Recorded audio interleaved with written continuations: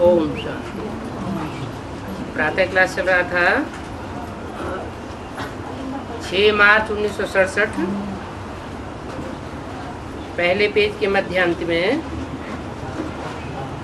बात चल रही थी। शिव भगवान वाच की सच्ची गीता को पढ़ करके सदगति पाते हैं और कृष्ण भगवान की झूठी गीता को पढ़ करके दुर्गति पाते हैं। प्रैक्टिकल बातें हैं क्या? नहीं समझ में आया? अभी वर्तमान में जो भी चल रहा है वो प्रैक्टिकल बातें हैं या इम्प्रैक्टिकल बातें हैं? कैसे? आप साकार में आइए, मतलब नहीं है। यहाँ तो गीता के भगवान की बात हो रही है। गीता के भगवान जो सच्चा भगवान है, शिव भगवान, उसकी सुनाई हुई गीता सुनने से सदगति को पाते हैं। बुद्धि की भी सदगति होती है और शरीर की भी सदगति होती है। और जो झूठी गीता है, जिसका झूठा भगवान बनाए रखा है कृष्ण भगवान उर्फ दादा लेखराज ब्रह्मा, वो गीता पढ़ने से बुद्धि भी दुर्गति को पाती है और शरीर भी दुर्गति को पाता है। दुर्गति पाना माना शरीर छोड़ना पड़े, कंचन काया नहीं बन सकती।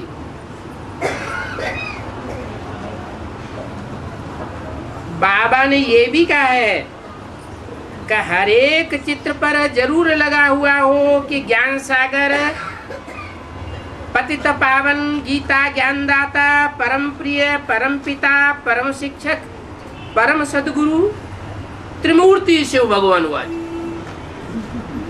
लंबा लंबा टाइटल। क्या क्या हर एक चित्र पर क्या क्या टाइटल लगा हुआ हो? है ज्ञान सागर। क्या? ज्ञान सागर। ज्ञान सागर माना जानकारी का सागर। ज्ञान माना जानकारी। काहे की जानकारी? एटम बम की नहीं, वो तो विनाशकारी बात है। जो सदगति की जानकारी है, स्थापना की जानकारी है, वो जानकारी। नई दुनिया की जानकारी, पुरानी दुनिया की भी जानकारी, माया की भी जानकारी और राम की भी जानकारी, ऐसा ज्ञान सागर। और पतित पावन। कैसा? पतितों को पावन बनाने वाला, वो त्रिमूर्ति शिव भगवान वाज। एक मूर्ति शिव भगवान वाच नहीं, त्रिमूर्ति शिव भगवान वाच। तथाकथित ब्राह्मण क्या समझते हैं? एक मूर्ति शिव भगवान वाच होता है और यहाँ बाप क्या बताते हैं? त्रिमूर्ति शिव भगवान वाच। ब्रह्मा मूर्ति भी उवाच, शंकर मूर्ति भी उवाच, और तीसरी मूर्ति गूंगी है क्या? नहीं, वो भी उवाच। 3 मूर्ति उवाच। ऐसा पतित पावन, पतितों को पावन बनाने वाला। पतितों को पावन बनाने वाला।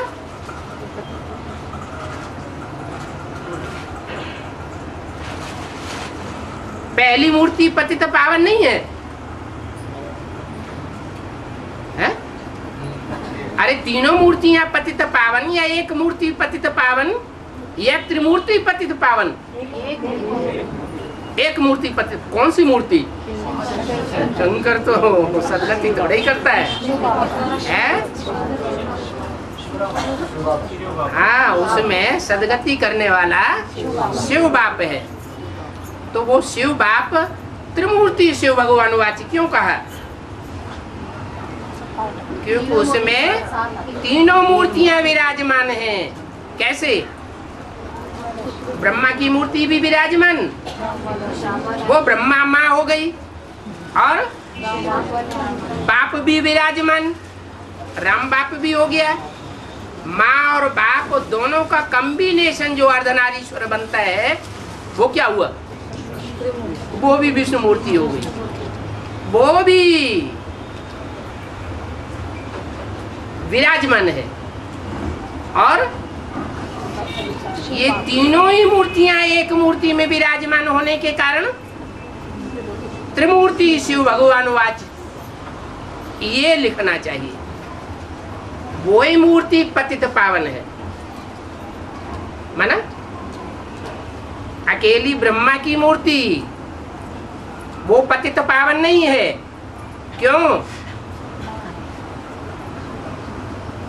क्योंकि ब्रह्मा पावन नहीं है। ब्रह्मा क्या है?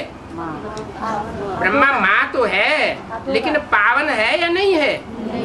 पावन नहीं है। ब्रह्मा को पावन क्यों नहीं कह सकते? क्योंकि ब्रह्मा दाढ़ी मूछ वाला है, इसलिए पतित पावन नहीं है। अच्छा,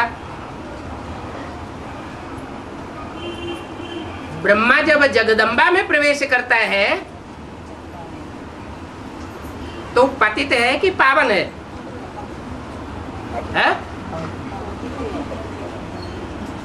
पतित कहेंगे या पावन कहेंगे?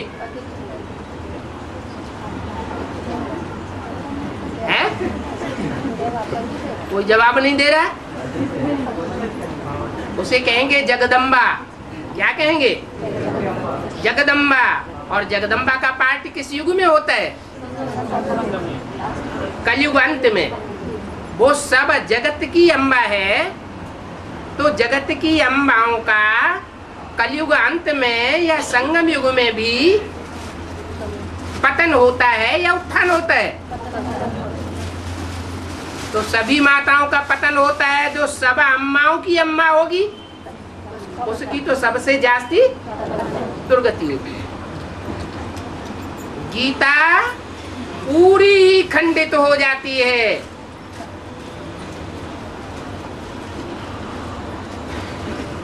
गीता को माता कहा जाता है ना,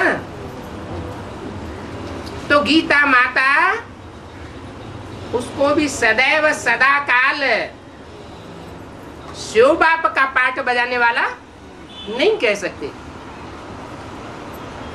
बल रुद्रमाला का मणका है, रुद्रमाला का मणका है तो रुद्र प्रवेश करता होगा या शिव प्रवेश करता है? मुरली में बोला बच्चों में मम्मा बाबा आ सकते हैं, लेकिन मेरा एक ही मुकर्ररत है। कोई कह नहीं सकता क्या कि मेरे में शिव बाबा है। तो ब्रह्मा को भी नहीं कह सकते क्या? पतित पतित पावन। पतित पावन वही कहा जा सकता है जो स्वयं एवर प्योर हो। एवर प्योर नहीं है तो दूसरों को पावन नहीं बना सकता। ब्रह्मा की बात छोड़ो, तो त्रिमूर्ति में नीचे के तबक्के में दिखाया गया है, मृत्युलोक की ओर दिखाया गया है। मृत्युलोक का अधिष्ठाता हो गया। विष्णु की बात उठाए, उसे मृत्युलोक का अधिष्ठाता तो नहीं कहेंगे, वो तो सुखधाम का अधिष्ठाता है। सुखधाम की पालना करने वाले को विष्णु कहा जाता है। स्वर्ग की पालना करता है, देवात्माओं की पालना करता है, तो उसे पतित पावन कहें या न कहें? क्यों? क्योंकि विष्णु पावन है, वो पतित है नहीं। और शिव जो पतित पावन है परम पिता, वो किस में आता है?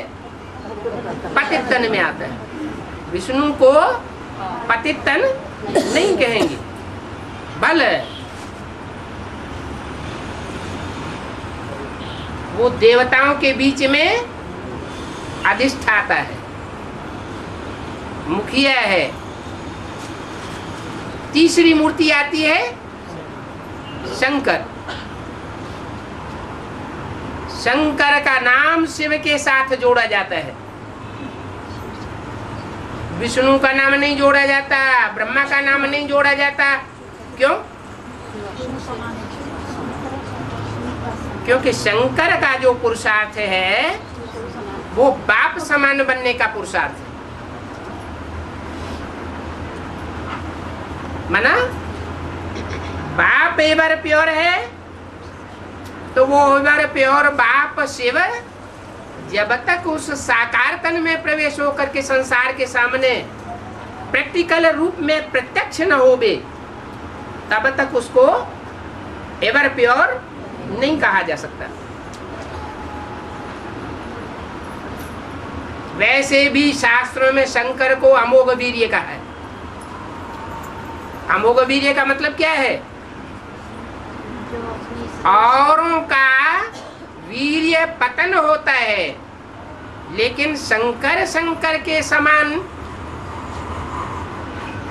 जो भी पाठ बजाने वाली संपन्न आत्मा संपन्न स्टेज में संसार के सामने आती है, 11 रुद्रगण जिनकी यादगार में कितने लिंग बनाए? 12 ज्योतिर्लिंगम बनाए। ज्योति के लिंग हैं, शिव की यादगार हैं। उन ज्योतिर्लिंगम 11 आत्माओं की जो संपन्नता की स्टेज है वो भी शिव समान बनती है, लेकिन थोड़े थोड़े समय के लिए। लेकिन दीर्घ काल के लिए जो प्रत्यक्ष होता है संसार के सामने मुकर्रर रूप से, वो पतित पावन कहा जाता है। 11 रुद्रगण और उनका मुखिया जो रुद्र भगवान कहा जाता है, वो रुद्र भगवान पतित पावन है। वो एक ही है जो 11 को भी पतित से पावन बनाता है। तो जो पतित पावन उसका टाइटल है, वो ही गीता ज्ञान का दाता है।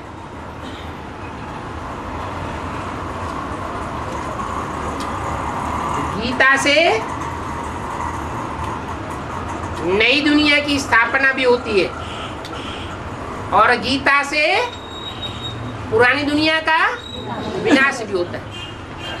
इसलिए बोला है गीता है फैमिली प्लानिंग का शास्त्र। ये दुनिया भी जो गवर्नमेंट्स हैं वो तो देश देशांतर में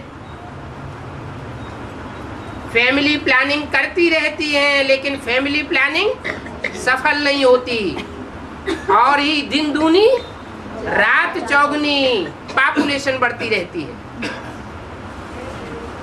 लेकिन बाप आकर के गीता के द्वारा ऐसी फैमिली प्लानिंग कर देते हैं जो दुनिया की आबादी बहुत थोड़ी रह जाती है और फिर हजारों वर्ष तक आबादी परसेंटेज में बहुत कम बढ़ती है। कम आबादी होगी तो सुख शांति ज्यादा होगी, पॉपुलेशन बहुत बढ़ जाएगी तो दुख और अशांति बढ़ जाती है। तो वो ज्ञान का सागर भी है, पतित पावन भी है और गीता ज्ञान दाता है। गीता जो भी दुनिया में शास्त्र हैं उन सब शास्त्रों में शिरोमणि गाई हुई है। नाम क्या है? श्रीमद् भगवत गीता शास्त्र, भगवान की गाई हुई गीता। भगवान ने उसका गायन किया है। और भी शास्त्र हैं लेकिन वो इतना अच्छा शासन नहीं कर पाते। कुरान है, बाइबल है, बाइबल को मानने वाले दुनिया में सबसे जास्ती पॉपुलेशन है,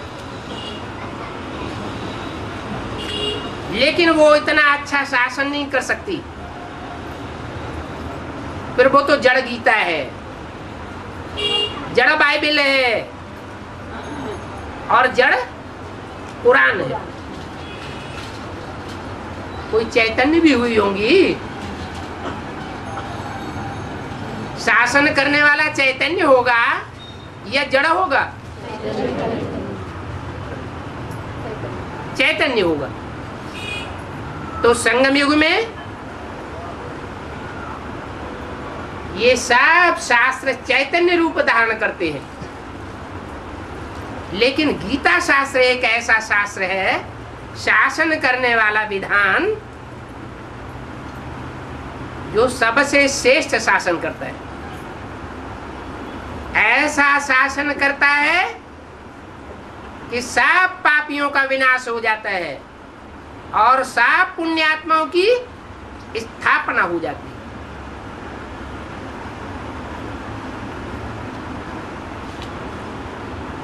क्या लिखा है गीता में? विनाशाय च दुष्कृताम। जो धर्मी है, धर्म का आचरण करने वाले हैं, धारणावान हैं, वो ही रह जाएंगे, और जो अधर्मी है वो खलास हो जाएंगे। ऐसी गीता का ज्ञान दाता है, ऐसी गीता को रचने वाला है कौन? वो रचयिता बाप। तो चैतन्य होगा या जड़ होगा? रचयिता भी चैतन्य और रचना भी चैतन्य। वो परम प्रिय है। क्या दुनिया में जो भी मनुष्य मात्र हैं, वो आखिरीन ये अपने दिल के अंदर धारणा पक्की करके जाते हैं इस दुनिया को छोड़ करके कि इस दुनिया में हमारा प्रिय ते प्रिय सिवाय परम पिता परमात्मा के कोई हो नहीं सकता। वही एक हमारा प्यारा है, वो सबसे न्यारा है, लेकिन उससे जास्ती हमको प्यार करने वाला दुनिया में कोई सच्चा प्यार करने वाला नहीं। एक एक मनुष्य मात्र की बुद्धि में ये बात बैठ जाती है। परम प्रिय माना सबसे ज्यादा प्यारा। क्या 9 लाख आत्माओं के लिए परम प्रिय? क्या सतयुग की 2 करोड़ आत्माओं के लिए परम प्रिय? ऐसे नहीं कि सतयुग त्रेता में आने वाली सिर्फ 10 करोड़ आत्माओं के लिए परम प्रिय होता है क्योंकि उनको स्वर्ग का वर्षा देता है। नहीं, जो भी मनुष्य मात्र हैं सब एक जन्म की सदगति उस बाप से प्राप्त करते हैं। एक जन्म की कम से कम सदगति हर एक को मिलती है। सदगति का वर्षा मिलता है और बाकी जन्मों के लिए मुक्ति भी मिलती है।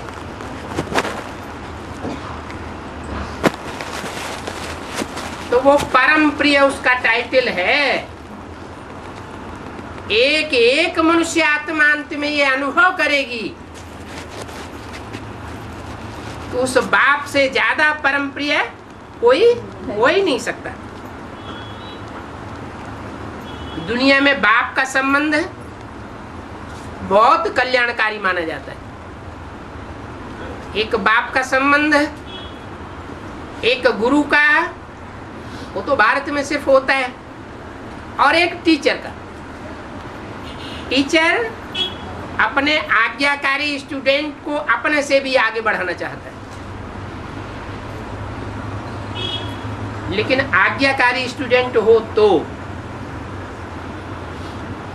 लेकिन बाप, बच्चा चाहे अवज्ञाकारी हो तो भी उसके प्रति शुभावना रहती है, कामना रहती है उम्मीद रहती है कि आज नहीं तो ये कल बच्चा सुधर जाए।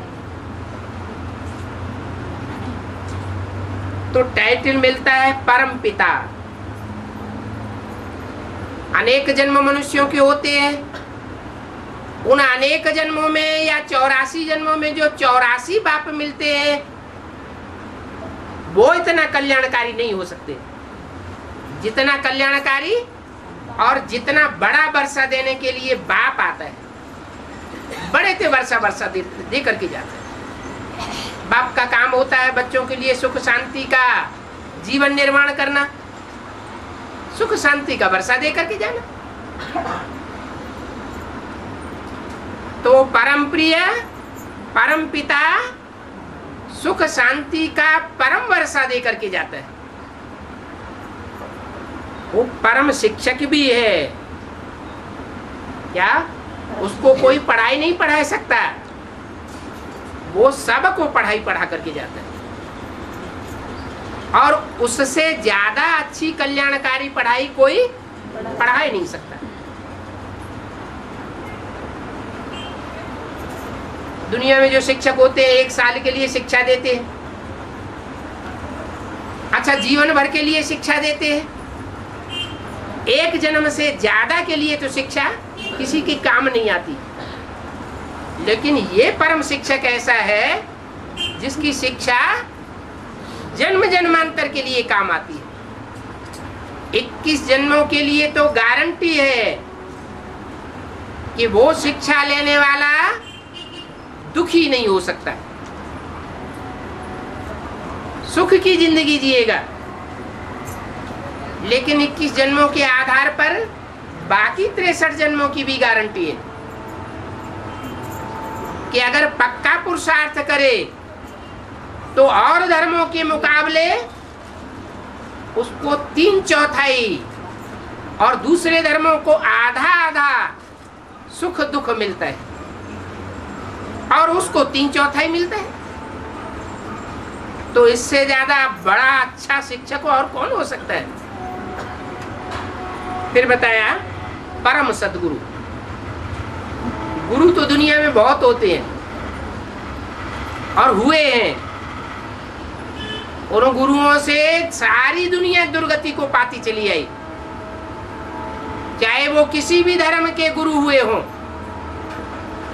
क्रिश्चियंस के गुरु हुए हों, पोप वगैरह, मुसलमानों के गुरु हुए हों या हिंदुओं के गुरु हुए हों। सब गुरुओं की हिस्ट्री देख ली जाए, दुनिया पतन को पाई है या उत्थान को गई है? सारी दुनिया में पतन ही पतन होता रहा। मनुष्य मात्र का पतन हुआ। लेकिन ये परम सद्गुरु ऐसा है कि एक ही जन्म में आकर के अनेक जन्मों की सदगति कर देता है।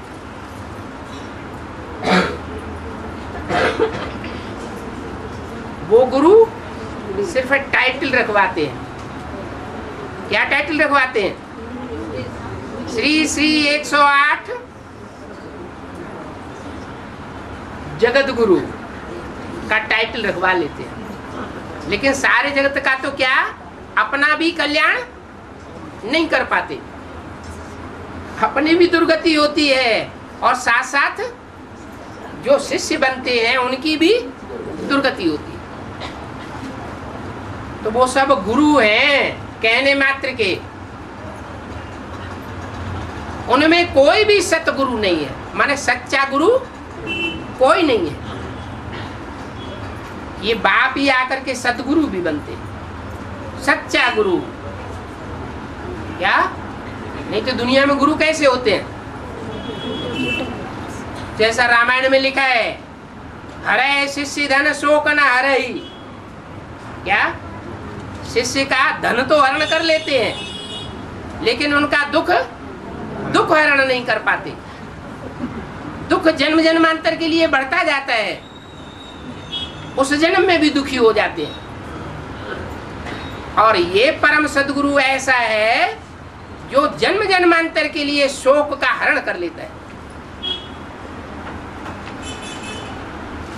ये सदगुरु साकार होता है या निराकार होता है?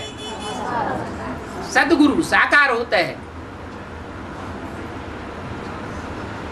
सबका सदगुरु शिव भगवान, उसको कहते हैं सिख लोग अकाल मूर्त। उसको काल नहीं खा सकता। काल आत्मा को खाता है या साकार शरीर को खाता है? साकार शरीर को ही काल खाता है। तो साकार शरीरधारी के लिए कहा जाता है अकाल मूर्त। वो मूर्तमान है, माने उसकी मूर्ति है, वो साकार है, फिर भी स्टेज में निराकारी है। और ऐसे निराकारी बाप जो साकार में मूर्ति बनकर के आता है, चैतन्य मूर्ति, वो सारे संसार की सदगति करके जाता है।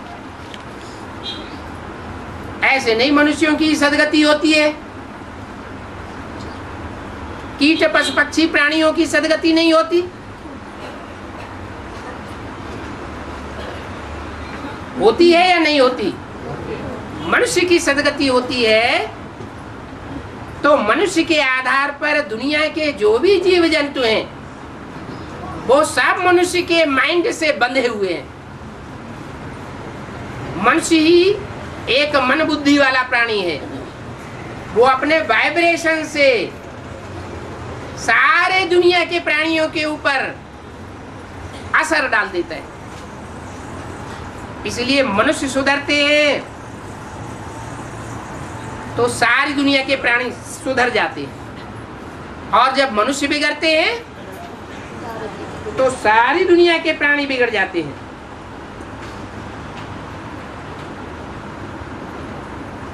मनुष्य के ऊपर सारी दुनिया के पशु पक्षी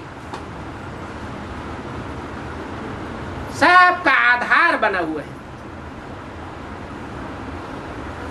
क्योंकि मनुष्य मन वाला प्राणी है। मन के वाइब्रेशन बहुत बड़ी शक्ति है, और ये शक्ति देने वाला सिवाय परम सदगुरु के और कोई नहीं। तो उसका नाम परम सदगुरु भी है। जो त्रिमूर्ति शिव है वो परम सदगुरु भी है। ऐसा परम सदगुरु भगवान बनकर की सृष्टि पर आता है। भगवान माना भाग्यशाली। उससे जास्ती जिस तन में वो आता है, उस तन के द्वारा जो कार्य करता है, भाग्य बनाने का कार्य करता है, उससे जास्ती भाग्यशाली रथ और कोई दुनिया में होता नहीं। ऐसे भाग्यशाली रथ के द्वारा भगवान वाच, ये हर एक चित्र पर ये टाइटल लिखना चाहिए। ये अक्षर तो जरूर लिखो जो कि मनुष्य समझ जावे कि त्रिमूर्ति शिव परमात्मा ही गीता का ज्ञान दाता है। या त्रिमूर्ति शिव परमात्मा, त्रिमूर्ति शिव परमात्मा विष्णु भगवान, त्रिमूर्ति शिव परमात्मा ब्रह्मा भगवान, ऐसे नहीं कहा जा सकता। क्या कहते हैं? त्रिमूर्ति शिव परमात्मा। शिव के साथ सिर्फ शंकर का नाम जोड़ते हैं और कोई देवता का नाम नहीं जोड़ा जाता है। गीता का भगवान कृष्ण तो हो ही नहीं सकता। क्यों? सारी सृष्टि का पहला पत्ता है, वो गीता का भगवान क्यों नहीं हो सकता? कि जब पहला पत्ता बनता है तो सदगति हो जाती, पहले पत्ते की भी सदगति हो जाती। तो जिनकी सदगति पहले से ही हुई पड़ी है, उनकी सदगति करने का क्या मतलब? जो पहला पत्ता बनता है सतयुग में सदगति प्राप्त करने वाला, वो किससे सदगति प्राप्त करता है? उसकी सदगति बनाने वाला कौन? प्रैक्टिकल रचयिता कौन? दुनिया में तो कहते हैं माँ बाप बच्चों के भाग्य विधाता होते हैं। इसका फाउंडेशन कहाँ पड़ता है? संगम युग में ही फाउंडेशन पड़ता है। कृष्ण जो सृष्टि का पहला पत्ता है उसका भी भाग्य विधाता प्रैक्टिकल में उसका बाप बनता है और माता सहयोगी बनती है। माना जो संगम युगी लक्ष्मी नारायण है, डायरेक्ट नर से नारायण बनने वाले पुरुषार्थ करने वाली श्रेष्ठ आत्माएं हैं, वो राधा कृष्ण जैसे फर्स्ट पत्ते को जन्म देने वाली बनती है। तो वो रचना हुई और वो रचयिता हुआ।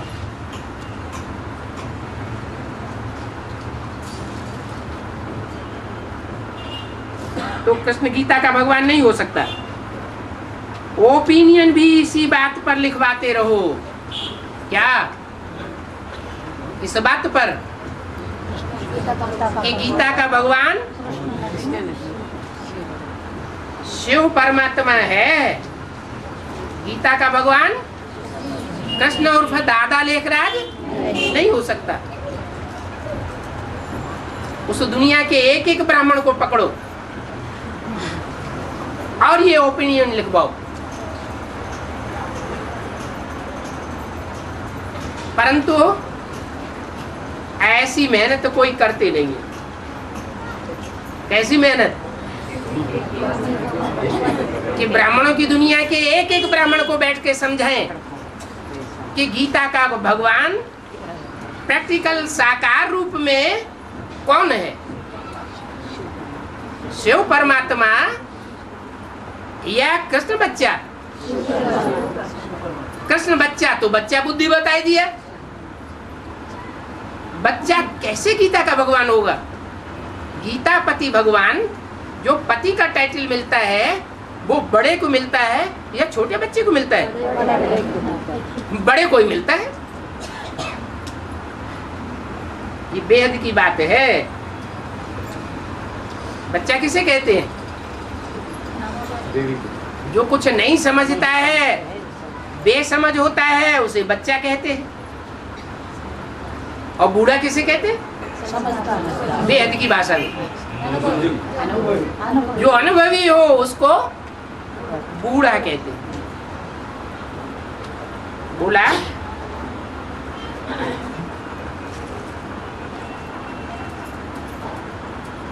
बाबा कहते हैं मैं जो सुनाता रहता हूं वो ही लिखवाते रहते हैं। ये नहीं लिखवाते कि गीता का भगवान कौन। और कुछ भी बच्चे विचार सागर मंथन नहीं करते। मुख्य बात कौन सी है जिस पर विचार सागर मंथन करना है और दूसरों से ओपिनियन लिखवानी है? तो आप बच्चों को समझाते रहते हैं बाबा। ये डायरेक्शन बच्चों के पास जाते हैं। मैगजीन जो छपाते हैं, ये मैगजीन तो कॉमन है। दुनिया में ढेर मैगजीन्स छपती रहती है। ये दुनिया वाले तो मैगजीन छपाकर जैसे हम बंदरों की कॉपी करते हैं। माने हम भी बंदर और दुनिया वाले भी बंदर। असली बात की खोज करें और खोज करके दुनिया के सामने असली बात रखें। क्या? कि गीता का भगवान कौन है? वातावरण आदि दुनिया से बिल्कुल न्यारा होना चाहिए। ये बात भी साबित कब कर सकेंगे? जब ब्राह्मणों का वातावरण दुनियावी वातावरण से बिल्कुल न्यारा हो। ऐसे तो मैगजीन सब छपवाते रहते हैं। हमारी तो मुख्य गीता बाप तो दिन प्रतिदिन नई नई पॉइंट्स देते रहते हैं। वो गीता तो फिनिश की हुई है। जितने श्लोक हैं उतने ही श्लोक सैकड़ों साल से बने हुए हैं। कमती और जास्ती नहीं होते। और हमारी गीता तो कभी फिनिश नहीं होती। हमारी गीता नए नए पॉइंट्स ऐड होते रहते हैं, नई नई बातें निकलती रहती हैं।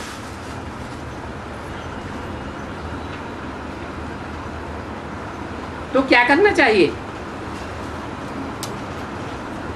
तुम बच्चों को सच्ची गीता बनानी चाहिए। फिर उसमें फर्स्ट पार्ट सच्ची गीता पहला, दूसरा हिस्सा, तीसरा हिस्सा, ऐसे करके वॉल्यूम ऐड करते जाना चाहिए। शुरुआत की या नहीं की है? की क्या? बेसिक में भी शुरुआत तो हुई थी। क्या शुरुआत हुई थी? एक किताब छपी थी सच्ची गीता, पहले सिंधी में छपी थी, बाद में हिंदी में उसकी कापियां निकाली गई, लेकिन हिंदुस्तान की गवर्नमेंट ने उस किताब को बैंड कर दिया, क्योंकि समझानी उसमें नहीं थी। अब तुम्हारी जो गीता निकले उसमें समझानी होगी। तुम खुद भी इसके एक एक बात की गहराई को समझने वाले बनेंगे और दूसरों को भी समझाएंगे। तो first volume, second volume, third volume, fourth volume, जैसे जैसे नए नए पॉइंट्स निकलते जाएं, वो गीता का कलेवर बढ़ता जाना चाहिए। ये गीता तुम कोई भी अखबार में डाल सकते हो। जो मनुष्य समझे कि यह गीता तो एक ही बार बाप सुनाते हैं। 6 मार्च 1967 की वाणी का दूसरा पेज, जो बाप आकर के सुनाते हैं, उस गीता से पुरानी दुनिया स्वाहा हो जाती है। क्या? सब आत्माएं इस पुरानी दुनिया को, दुखदाई दुनिया को छोड़ करके मुक्ति धाम वापस चली जाती है और फिर लौट करके इस पुरानी दुनिया में नहीं आती। उन्होंने तो गीता में लिख दिया है, यद् गत्वा न निवर्तन्ते तद्धाम परमं मम। जहां जाकर के आत्माएं वापस नहीं लौटती वो मेरा परम धाम है। अरे कहां वापस नहीं लौटती है? स्वर्ग में वापस नहीं लौटती या नरक में वापस नहीं लौटती, वो कुछ पता ही नहीं। तुम तो एक एक बात को समझा सकते हो।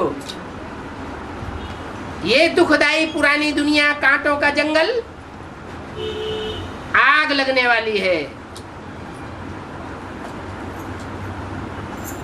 ये एटॉमिक एनर्जी में सब स्वाहा हो जाएंगे। गीता महाभारत से निकली कहते हैं। तो महाभारत में बताया है कि यादवों के पेट से मूसल निकले। उन्होंने समझ लिया कोई लोहे के मूसल स्थूल पेट में से निकले होंगे। अरे स्थूल पेट में से कहीं लोहे के मूसल पैदा होते हैं क्या? ये तो कवियों की प्रतीकात्मक अलंकारिक कविता है। उसका सही अर्थ समझना चाहिए, समझाना चाहिए। ये पेट हद का पेट नहीं है। मनुष्य के शरीर में जो हद का पेट है वो हद का भोजन खाता है, और बेहद का जो बुद्ध रूपी पेट है वो बेहद के संकल्पों का भोजन खाता है। तो बेहद के बुद्ध रूपी पेट में से मिसाइल से तैयार हुए थे, यादवों के पेट से। कहते हैं कि यादव लोग बड़े धनाढ्य थे। बड़ी बड़ी महलमालियों अटारियों वाले थे और खूब मांस गोश्त और शराब पीने वाले थे।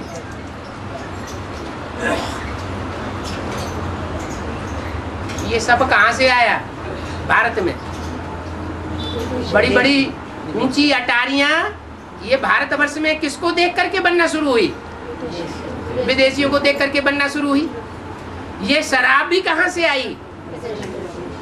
यहाँ सतयुग त्रेता में देवताएं कोई शराब पीते थे क्या? ये भी विदेश से आती। महलवानी अटारियां भी विदेश से आई और बड़े बड़े धन संपत्तिवान, इतने बड़े बड़े धन संपत्तिवान हैं कि मल्टी मिलियनर्स गए हुए। भारत का तो तपस्वी जीवन गया हुआ है। ऐसे यादवों के बुद्ध रूपी पेट से निकले हुए ये मिसाइल्स सारी दुनिया को भस्म कर देती है, लेकिन उनको प्रेरणा कौन देता है बनाने की और फोड़ने की? क्या ये यादव 70 साल पहले नहीं थे दुनिया में? रूस और अमेरिका रूपी जो क्रिश्चियंस यादव हैं वो पहले नहीं थे क्या? थे ना। 2-2.5 हजार वर्ष पहले भी तो थे। तो पहले उन्होंने ये क्यों नहीं बना लिए? एटॉमिक एनर्जी क्यों नहीं बना ली? क्योंकि प्रेरणा नहीं मिली। उनको प्रेरणा देने वाला जो बाप वो इस सृष्टि पर नहीं आया हुआ था, उनका मुखिया नहीं आया हुआ था। यादवों का मुखिया कौन है? शंकर। महाभारत में दिखाते हैं यादवों का मुखिया कृष्ण। वास्तव में जो संगमयुगी कृष्ण का पार्ट है वही शंकर का भी पार्टधारी।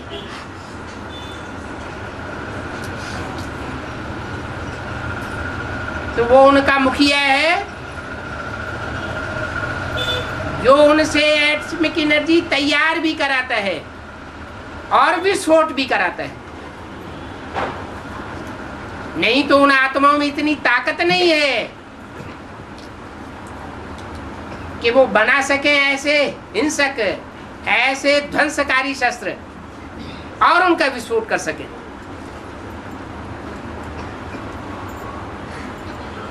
ये गीता ज्ञान ही है। इस गीता ज्ञान को जो बाप की पहचान करके अपने जीवन में उतारते हैं,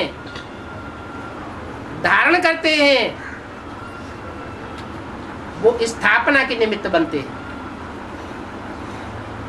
और परमात्मा बाप के स्वरूप को नहीं पहचानते, भगवान को भगवान के रूप में नहीं जान सकते, सामान्य मनुष्य के रूप में जानते हैं। वो गीता ज्ञान लेकर के ध्वंसकारी बन जाते हैं। है एक ही गीता।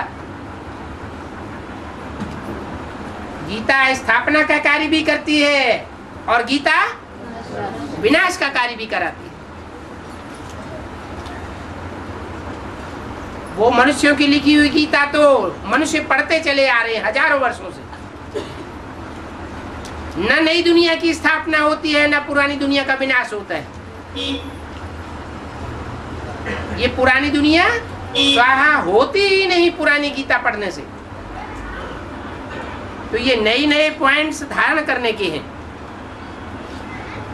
अगर गीता का नाम अखबार में डालो तो बहुत मनुष्य निकलेंगे जो गीता का ज्ञान लेंगे। क्या इशारा दिया? जो आदि में क्या आदि में? आदि में भी पुरानी गीता पढ़ करके सुनाते थे, पुरानी गीता के अर्थ बताते थे, और अंत में भी गीता निकलेगी। और गीता के ऐसे ऐसे पॉइंट्स निकलेंगे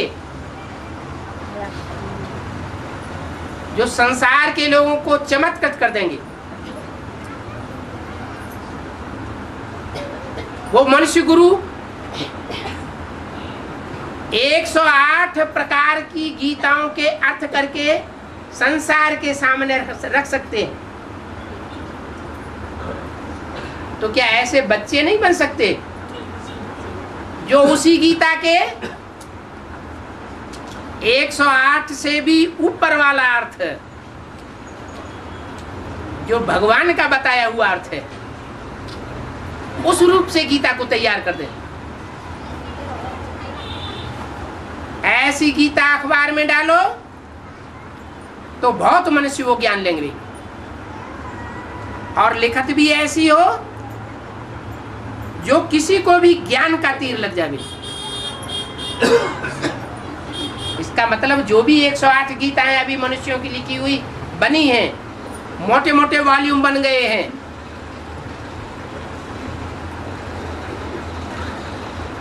गीता तो छोटी सी ही है, उनमें सच्चा अर्थ किसी ने नहीं बताया है। वो तो सब भक्ति मार्ग के शास्त्र है। भक्ति रावण से आती है। रावण माने अनेक मत वाला, अनेक सिरों वाला। ये तो ज्ञान मार्ग है। ज्ञान सिर्फ एक बाप से आता है। ज्ञान माने सच्ची जानकारी। तो अब तुम्हारी मैगजीन के बदले वास्तव में गीता निकालनी चाहिए। क्या कहा?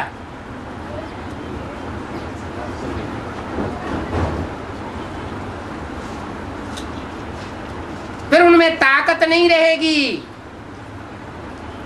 कि तुम्हारी सच्ची गीता को बेंड कर सके।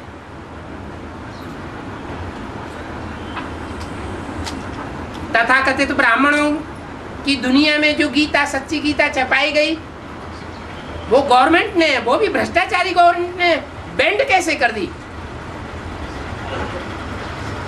वो ताकत कहां से आई? तुम जब सच्ची गीता छपावेंगे तो कोई गवर्नमेंट में ये ताकत नहीं है कि तुम्हारी गीता को कोई बेंड कर सके।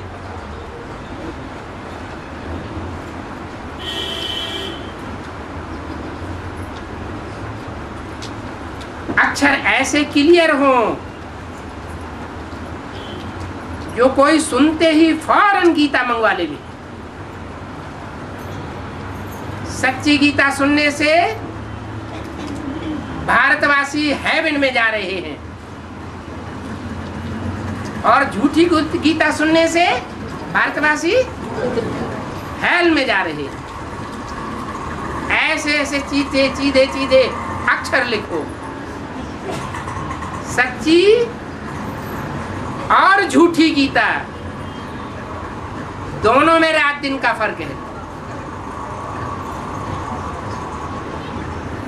झूठी गीता हजारों साल से सुनते चले आए, दुनिया का कल्याण तो हुआ नहीं, और ही अकल्याण होता जाता है। और ये सच्ची गीता एक जन्म में ही सारे संसार का कल्याण कर देती है। ये जो तुम्हारी मैगजीन छपती है, इसमें तो कुछ भी नहीं है। कौन सी मैगजीन? ज्ञानामृत भी बाद में छपा है, पहले छपती थी त्रिमूर्ति। क्या? वो त्रिमूर्ति में क्लैरिफिकेशन नहीं था सच्चाई का। और अभी जो ज्ञानामृत छप रही है उसमें भी सच्चाई का कोई क्लैरिफिकेशन नहीं है। इसलिए बोला ओ मैगजीन में तो कुछ भी नहीं है। हमारा बाबा तो सच्ची गीता ही सुनाते हैं। क्या? उन त्रिमूर्ति मैगजीन छपाने वालों को, ज्ञानामृत मैगजीन छपाने वालों को बोलो, क्या तुम्हारी उस मैगजीन में तो कुछ भी नहीं है, और हमारा बाबा तो सच्ची गीता सुनाते हैं।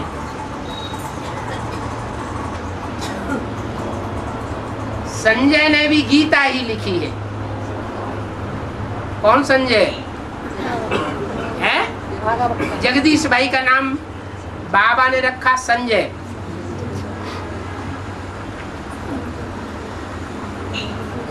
उसकी 500 प्रतियां निकली थी।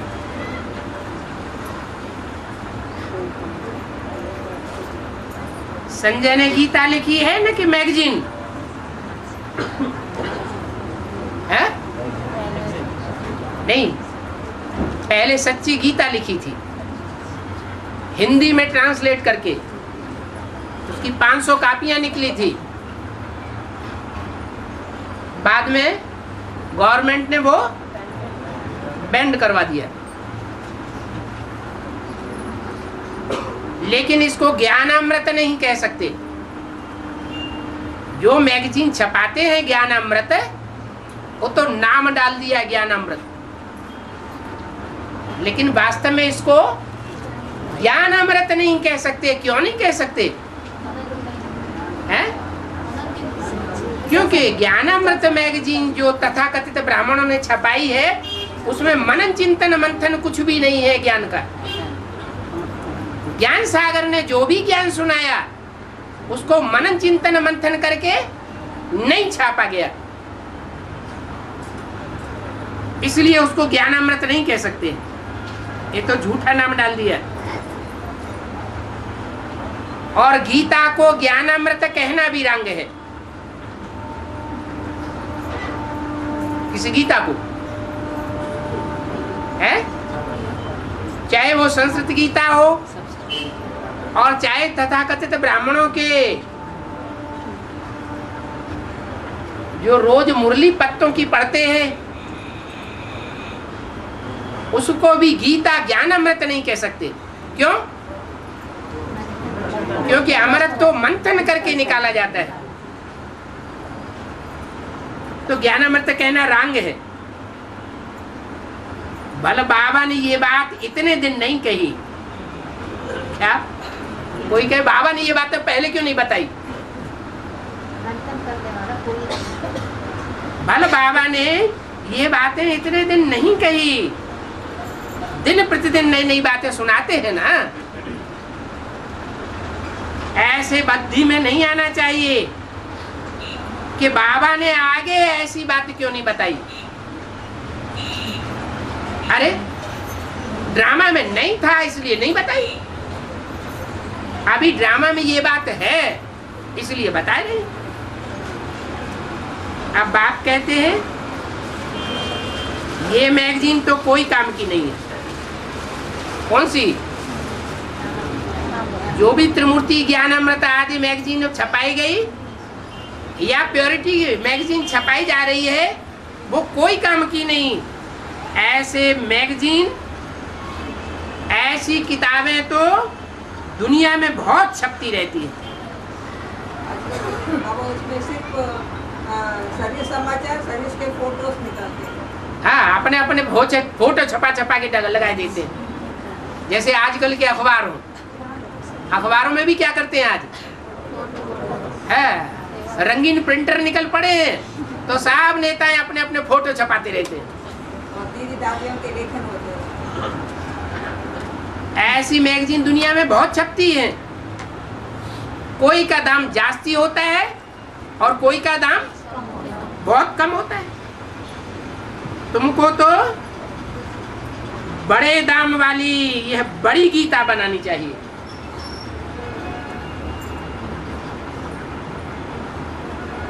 क्या? बड़े दाम वाली बड़ी गीता बनानी चाहिए।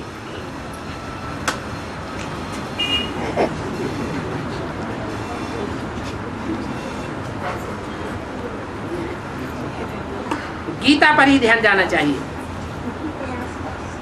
क्या? सारा ध्यान किस पर जाना चाहिए? गीता पर ही सारा ध्यान जाना चाहिए। बाकी फलाने ने ये पूछा, फलाने ने ये कहा, ये किया, ये सर्विस समाचार से तो कुछ होने वाला नहीं है। ज्ञानामृत में क्या छपाते हैं?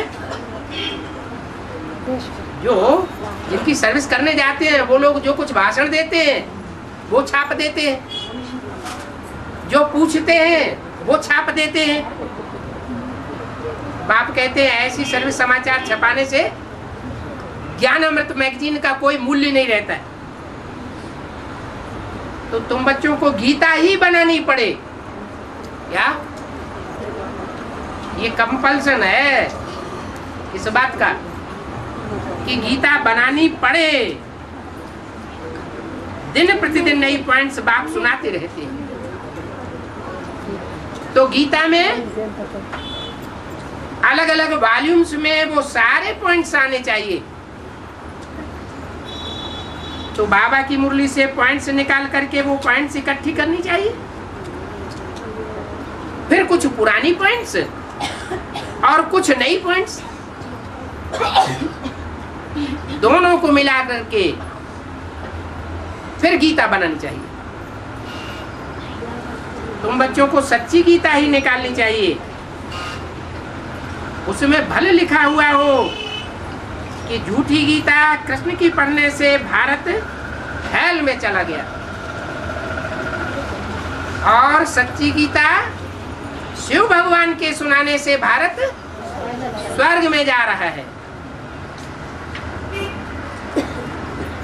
अभी जा रहा है। कहाँ जा रहा है? स्वर्ग में जा रहा है। तो ये आवाज फिर बहुतों के कान में जाएगा कि कौन है वो जो सच्ची गीता सुनते हैं, कौन है वो जो सच्ची गीता सुनाता है, और कौन है जो हेवन में जा रहे हैं। हेवन में क्या होता है? सुख शांति होती है। पहले मन की सुख शांति होगी या पहले तन की सुख शांति होगी? जो भी हेवन का संगठन बनेगा, नई दुनिया का संगठन बनेगा, उसमें पहले मन की शांति का फाउंडेशन पड़ेगा, बाद में फिर तन की प्रैक्टिकल शांति का भी फाउंडेशन पड़ना है। तो लाइब्रेरी में भी ये सच्ची गीता मुफ्त में पढ़ने के लिए रख सकते हो। तो गवर्नमेंट वो जो होती है वो भी तो किताबें मुफ्त में रखती है ना। कहाँ? लाइब्रेरीज में। परंतु उन सभी किताबों आदि में तो किचड़ा भरा पड़ा है। तुम्हारी जो सच्ची गीता है वो किचड़े में डुबोने के लिए नहीं है।